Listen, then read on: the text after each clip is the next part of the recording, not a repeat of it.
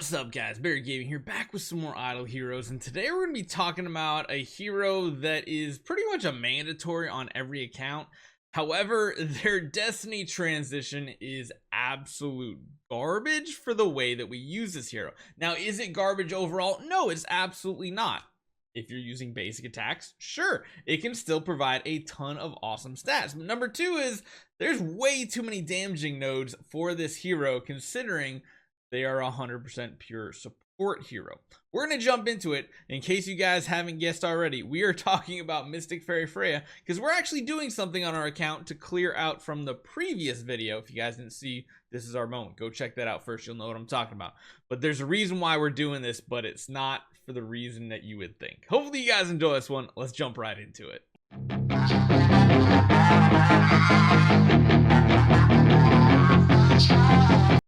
Yes, Mystic Fairy Freya, and as you can see now, she has a divine power of 11. That's because we just basically stole some stuff off of our main Lord of Sparkles, since we're not using them right now, since Void Invasion Boss is the main focus right now. So we took that power and we invested it on her, which she's all the way down here. Doesn't even have like a great awakening or anything like that. She's got like an okay stat line with block chance. We could probably use some hammers on that. That's pretty irrelevant. We did get her tree to 120 and we did unlock this. And of course, because our temple level is 10, we get +6 divine power, which is why she is Destiny Transition 5 plus that 6, which gives her this nice little 11 above her head. However, it's not for the reason that you would think. The whole reason why I did this, well, I mean, number one, her stat line does go up a little bit. It's not a huge gain, but it is a decent amount. The biggest reason is this right here, the divine power gap. Now, the game mode that we are caring about the most right now, I'll show you guys real quick in case you haven't been keeping up. We are on the 10th boss that has divine power 8 in the Void campaign, Void Invasion. So, what that means now is she has 11, which is perfect because now she has a gap of 3 over the enemies, which means she's going to take 20% less damage and deal 30% more damage, which I guess is a good thing. But the big part is she's going from, instead of taking the full 80% incoming, now she's actually reducing it by 20. So that's more than 100% damage swing because of the way the calculations work and stuff. So that is the main reason, because, well, her tree really sucks for the way we use her. We use her in Star Expedition. We use her in this game mode with the boss. We use her pretty much in most game modes that have bosses. And what does that mean? Well, that means we're using active skills every turn, which is cool because we're getting 6 layers. What else does she have? Well, she can provide, crit and crit damage to allies. A couple of her nodes are like CC, or of course like this one. I mean, this one's kind of cool. This one's kind of cool. This one is just weird because, yeah, we're not building her for damage. This whole entire one is pure support, which is good. This one's weird. This is basically just all damage.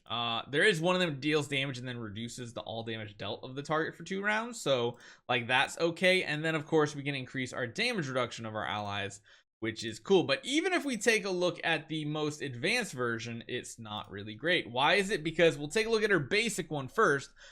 Transition skill right here. After releasing basic attack.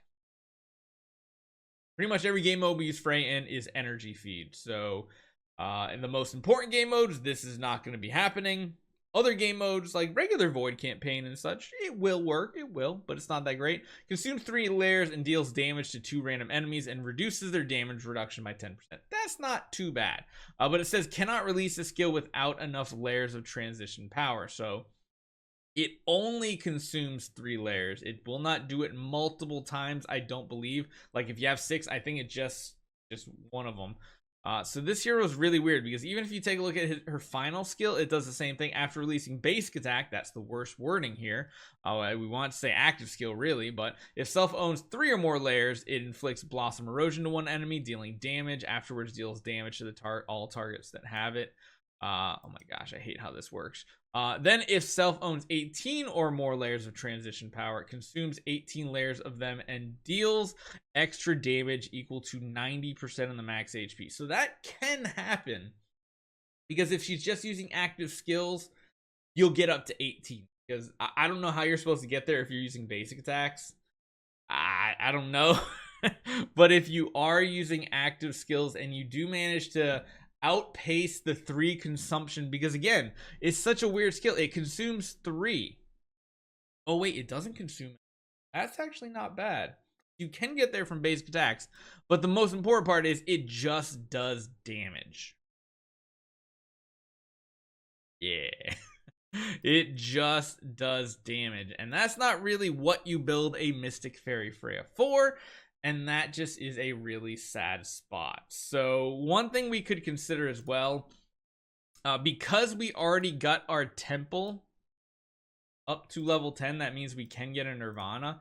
Technically, I can level my Aspen up if I wanted to unlock his transition skill, but again, it's not really that big of a deal. You go from his base version, you have 12 or above layers, you consume them and deal 200,000 damage, blah blah blah, 50% chance. This one here, if you have 12 or more, you consume them, dealing 1500% 2 times, so you do 3,000 instead of 2,000, and then again you have a chance to reduce their attack. Not the most impactful, honestly. I think what I'll probably do overall is maybe go for the transition skill. Oh, I can't actually look at it because it's not activated. Well, that's a little awkward.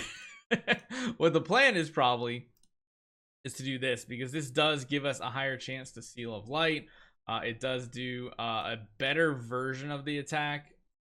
Not a ton, and again, this might not even be a hero we want to take up there, but what I do know is it's definitely not going to be a Freya. Now, I do want to eventually get Destiny Transition just unlocked on Freya, and when I say unlocked, I mean she's going to be an Origin level 1. That way she just gets the bonus stars that we're getting from the temple, so that would give her 7 divine power. That way maybe she lives better in things like Star Expedition, obviously Void Campaign invasion bosses at the time and everything. But it's kind of weird how our account looks right now. I know it looks a little funky how these heroes are in order, and it looks really weird to have 11, but yeah, sadly the stats matter, the damage reduction matters, but the entire Destiny transition tree, it just doesn't matter at all. So let me know what you guys think. We're gonna try her out tomorrow, throwing her in the lineup. As you guys saw earlier today, we were that close, and the reason why we lost was because number 1, Mystic Fairy Freya died around round 8, which broke our 100% energy feed on our Aspen, making him miss like 3 active skills, and then number 2, she's not around for her evolutionary factor, so that's a lot of extra poison damage and such. So yeah, hopefully you guys enjoy this one. It is sad that her abilities, her Destiny transitions just aren't that great considering what we used her for. But at the end of the day, it is what it is. Hopefully you guys enjoy this one. I'll see you guys next time, hopefully with Chapter 3 boss down.